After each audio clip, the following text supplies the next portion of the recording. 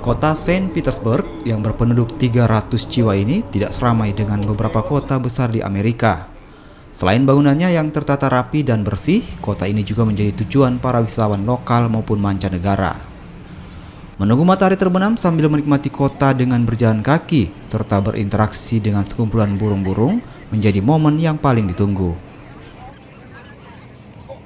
Tunggu ini lagi ngambil video. Nah, saudara, sekarang saya ada di kota Saint Petersburg, Florida. Kotanya sangat menarik dan bersih, kira-kira begitu.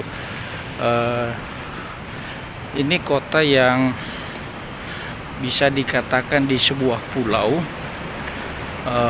di Amerika, masuk di wilayah Florida.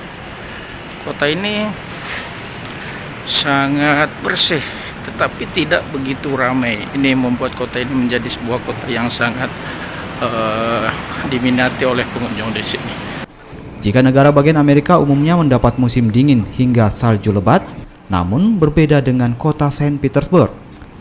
Kota ini tidak mengenal musim dingin atau salju, hingga dijuluki kota matahari karena cuacanya yang selalu cerah dan relatif panas.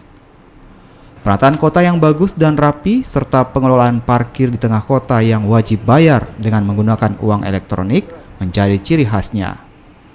Selain itu, kehadiran beberapa museum seni, diantaranya Dalai Museum dan Museum of Fine Arts, menjadi daya tarik tersendiri bagi wisatawan.